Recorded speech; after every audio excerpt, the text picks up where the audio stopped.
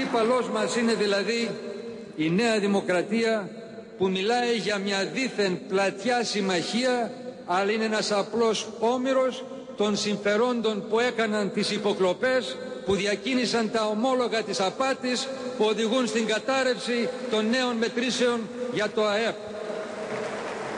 Όμηρος των συμφερόντων που κάνουν εκ του πονηρού λόγο για άμεσες εκλογές, που εκβιάζουν λίγες εβδομάδες μετά τις εκλογές της 16ης Σεπτεμβρίου όλο το πολιτικό σύστημα, γιατί ξέρουν μόνο να εκβιάζουν, ξέρουν μόνο να εκφοβίζουν.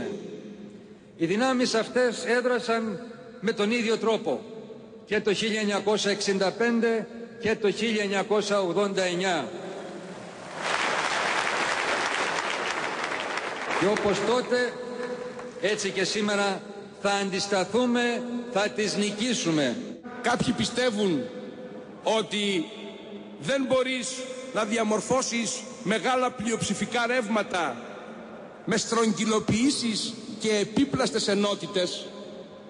Προφανώς κάποια σύγχυση κάνουν, γιατί δεν καταλαβαίνουν ότι είναι άλλο πράγμα η στρογγυλοποίηση και άλλο πράγμα η ικανότητα σύνθεσης, η ικανότητα διατύπωσης πλειοψηφικών απόψεων.